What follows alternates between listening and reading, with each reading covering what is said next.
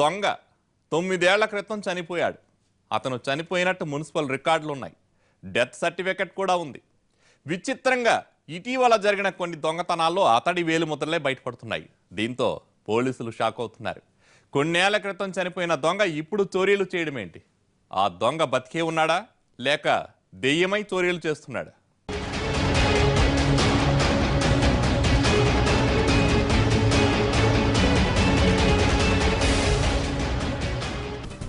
హైదరాబాద్ ఆల్వాల్లో ఇటీవల వరుసగా చోరీలు జరుగుతున్నాయి. ఈ చోరీలకు సంబంధించిన 2 నెలలుగా విచారణ కొనసాగుతున్న పోలీసులకు కీలక ఆధారాలేవీ దొరకలేదు.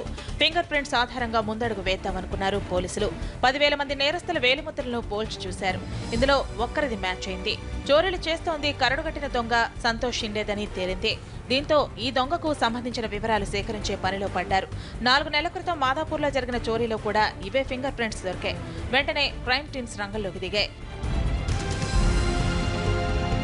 సంతోష్ షిండేకు సంబంధించిన కేసులన్నీ పరిశీలించారు పోలీసులు. కానీ వీరికి ఆసక్తికరమైన విషయం బయటపడింది.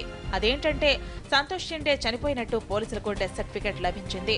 సంతోష్ షిండే భార్య ఈ సర్టిఫికెట్ ను మాదాపూర్ పోలీసులకు అప్పగించింది. ఎక్కడో పొరపాటు జరిగిందనుకుని ఫింగర్ ప్రింట్స్ ని మరోసారి పోల్చి చూశారు. మళ్లీ అతడి వేలిముద్రలతోనే సరిపోలాయి. పోలీసులు రంగంలోకి దిగి షోలాపూర్ లో ఉంటున్న సంతోష్ భార్యను విచారించింది. తన భర్త చనిపోయి చాలా ఏళ్లైందని సమాధానం చెప్పిందామె. చనిపోయిన వ్యక్తి చోరీలు చేయడం ఏంటన్న అనుమానాలు వ్యక్తం అవుతున్నాయి. డెత్ సర్టిఫికెట్ ఇచ్చిన షోలాపూర్ మున్సిపల్ అధికారులను ప్రశ్నించేందుకు సిద్ధమవుతున్న పోలీసులు సంతోష్ భార్యను మరోసారి విచారించనున్నారు. ఈ ప్రపంచంలో ఒకరి ఫింగర్ ప్రింట్స్ మరొకరితో సరిపోలే అవకాశమే లేదు. కాబట్టి ఈ చోరీలు చేస్తోంది ఖచ్చితంగా సంతోషేనని అనుమానిస్తున్నారు. అతను బతికుండే చనిపోయినట్టు కట్టుకథ అల్లాడా?